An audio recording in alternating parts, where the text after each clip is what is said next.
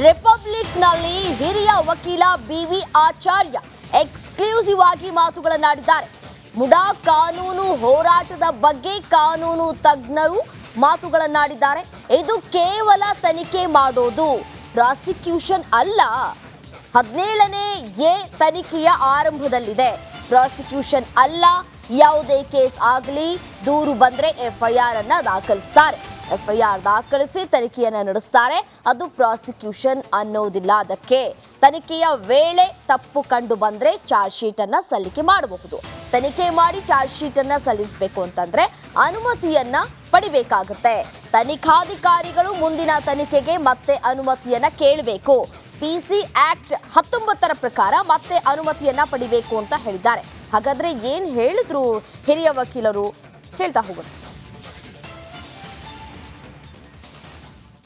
CM ಸಿದ್ದರಾಮಯ್ಯವರ ವಿರುದ್ಧ ಕೇಳಿಬಂದಂಥ ಮೂಡ ಹಗರಣದ ವಿಚಾರವಾಗಿ ರಾಜ್ಯಪಾಲರು ಪ್ರಾಸಿಕ್ಯೂಷನ್ಗೆ ಅನುಮತಿ ಕೊಟ್ಟಂಥ ವಿಚಾರಕ್ಕೆ ಸಂಬಂಧಪಟ್ಟಂತೆ ಅದನ್ನು ಯಾವುದೇ ಕಾರಣಕ್ಕೂ ಕೂಡ ಅನುಮತಿ ಕೊಡಬಾರ್ದು ಅಂತೇಳಿ ಅದನ್ನು ಪ್ರಶ್ನಿಸಿ ಅರ್ಜಿ ಸಲ್ಲಿಕೆ ಆಗಿತ್ತು. ಇವತ್ತು ಜಡ್ಜ್ಮೆಂಟ್ ಅನ್ನ ಕೊಟ್ಟಿದೆ. ಮಾತಾಡೋದಕ್ಕೆ ಈಗ ನಮ್ಮೊಂದಿಗಿದ್ದಾರೆ ಹಿರಿಯರು ಹಾಗೂ ಕಾನೂನು ತಜ್ಞರಾಗಿರುವಂಥ BV ಆಚಾರ್ಯ ಅವರು. ಸರ್ ನಮಸ್ಕಾರ. ಸರ್, ಈಗ ನೀವು ಜಡ್ಜ್ಮೆಂಟ್ ಕಾಪಿಯನ್ನ ಗಮನಿಸಿದ್ರಿ ಅಂತ ಭಾವಿಸ್ತೀನಿ. ಏನು ಅನ್ನಿಸ್ತು ಸರ್ ಜಡ್ಜ್ಮೆಂಟ್ ಕಾಪಿ ನೋಡಿದ ಬಳಿಕ? ಇಲ್ಲ, ಬರೇ ತನಿಖೆ. It is not before court. EC prosecute ಮಾಡೋದು ಅಂತ ಹೇಳಿದ್ರೆ ಕೋರ್ಟ್ನಲ್ಲಿ ಟ್ರಯಲ್ ಆಗೋದು technically. This is earlier stage. ಯಾವುದು? ಇನ್ವೆಸ್ಟಿಗೇಷನ್. ಈಗ ಯಾವುದೇ ಒಂದು ಯಾವ ಕೇಸೇ ಆಗಲಿ, once the offense is reported to police, they register FIR and conduct investigation. That will not be called prosecution at that stage. At the end of investigation, you may find the case is not made on, in which event they will drop the matter. But if they find there is a case, they have to file charge sheet. So that is called a charge sheet. ಹಾಕುವಾಗ ಈಗ ಇದೇ ಕೇಸ್ನಲ್ಲಿ supposing investigation ಮಾಡಿ ಈ case charge sheet ಹಾಕಬೇಕು ಅಂತ ತೀರ್ಮಾನಕ್ಕೆ ಬಂದರೆ investigating authority, then for further prosecution before a court of law there must be one more sanction under section 19 of the prevention corruption act. ಅದು ಆ ಸ್ಟೇಜ್ನಲ್ಲಿ. So this is the stage of this order of the governor only enables the police to hold on investigation. Thank you so much sir. ನೋಡಿ, ಈಗ ಇದು ಕಾನೂನು ತಜ್ಞರಾಗಿರುವಂಥ BV ಆಚಾರ್ಯ ಅವರ ಮಾತು. ಕೆಲವೊಂದು ವಿಚಾರವಾಗಿ ನಾವು ಸ್ಪೆಕ್ಯುಲೇಟ್ ಮಾಡೋದಕ್ಕಾಗೋದಿಲ್ಲ. ಕಾನೂನಾತ್ಮಕವಾದಂಥ ಹೋರಾಟಗಳು ನಿತ್ಯ ನಿರಂತರವಾಗಿರುತ್ತೆ ಅನ್ನುವ ಮಾತನ್ನು ಕೂಡ ತಿಳಿಸಿದ್ದಾರೆ. ಕ್ಯಾಮ್ರಾ ಪರ್ಸನ್ ಮಂಜು ಜೊತೆ ನಾಗೇಂದ್ರ ಬಾಬು, ರಿಪಬ್ಲಿಕ್ ಕನ್ನಡ, ಬೆಂಗಳೂರು.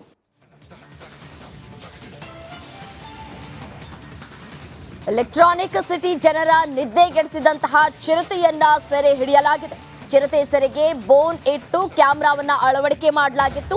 ನಿನ್ನೆ ರಾತ್ರಿ ಆಹಾರ ಅರಸಿ ಬಂದಿದ್ದಂತಹ ಚಿರತೆ ಲಾಕ್ ಆಗಿದೆ.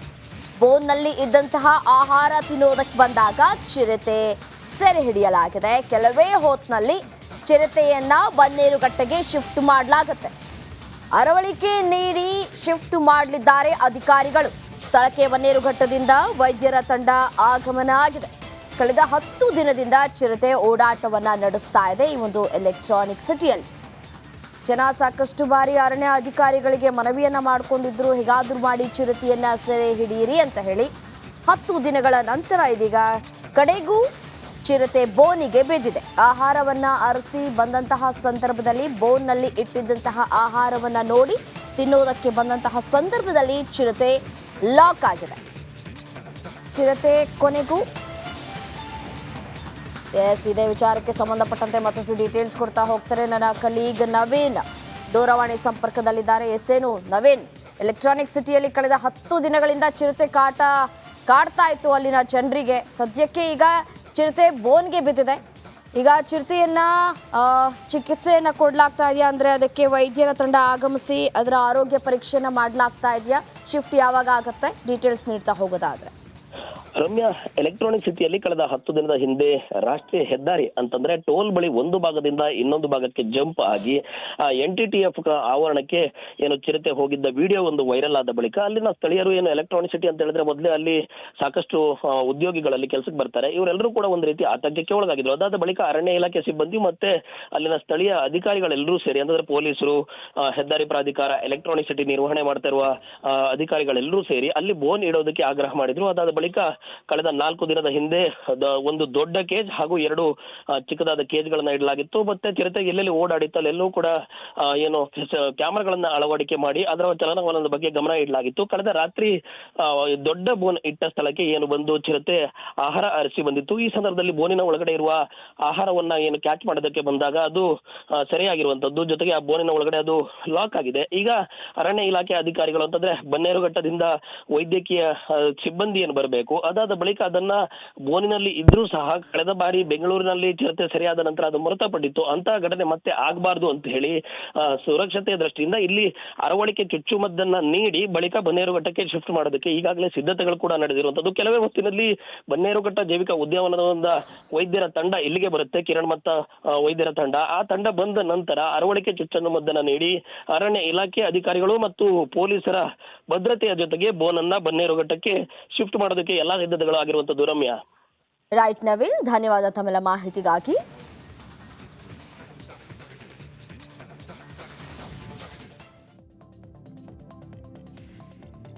ಕರ್ನಾಟಕ ಎಕ್ಸ್‌ಪ್ರೆಸ್ ನಲ್ಲಿ ಯಾವೆಲ್ಲ ಸುದ್ದಿ ಇದೆ ಅಂತ ಹೇಳಿ ಒಂದೊಂದಾಗಿ ನೋಡ್ತಾ ಹೋಗೋಣ. ಹೈಕೋರ್ಟ್ನಲ್ಲಿ ಪ್ರಾಸಿಕ್ಯೂಷನ್ ಸಂಬಂಧಿಸಿದ ಅರ್ಜಿ ವಜಾ ಹಿನ್ನೆಲೆ ಸಿಎಂ ಸಿದ್ದರಾಮಯ್ಯ ಮೇಲ್ಮನವಿ ಸಲ್ಲಿಸುವ ಸಾಧ್ಯತೆ ಇದೆ. ಹೀಗಾಗಿ ದೂರುದಾರ ಪ್ರದೀಪ್ ಅವರು ಹೈಕೋರ್ಟ್ಗೆ ಕೆವಿಯಟ್ ಅರ್ಜಿಯನ್ನ ಸಲ್ಲಿಸಿದ್ದಾರೆ. ವಿಚಾರಣೆ ಸಮಯದಲ್ಲಿ ತಮ್ಮ ವಾದವನ್ನ ಪರಿಗಣಿಸುವುದಕ್ಕೆ ಕೆವಿಯಟ್ ಅನ್ನ ಸಲ್ಲಿಸಲಾಗುತ್ತೆ. ಕೆವಿಯಟ್ ಸಲ್ಲಿಕೆ ಮಾಡಿದವರ ವಾದ ಆಲಿಸದೆ ಯಾವುದೇ ಆದೇಶ ನೀಡುವುದಕ್ಕೆ ಆಗುವುದಿಲ್ಲ. ಏಕಸದಸ್ಯ ಪೀಠದಿಂದ ಅರ್ಜಿ ವಜಾ ಹಿನ್ನೆಲೆ ಸಿಎಂ ಸಿದ್ದರಾಮಯ್ಯ ವಿಭಾಗೀಯ ಪೀಠಕ್ಕೆ ಮೇಲ್ಮನವಿಯನ್ನ ಸಲ್ಲಿಸುವ ಸಿದ್ಧತೆಯನ್ನ ಮಾಡಿಕೊಳ್ತಾ ಇದ್ದಾರೆ.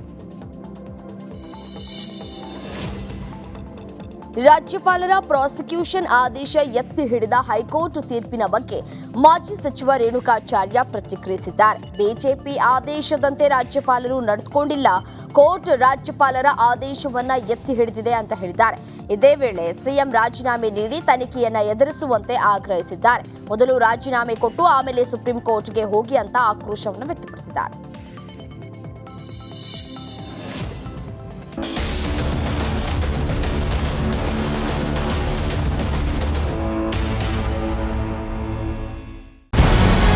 ನಮಸ್ಕಾರ, ಕರ್ನಾಟಕ ಪ್ರೈಮ್ ಟೈಮ್ಗೆ ಸ್ವಾಗತ.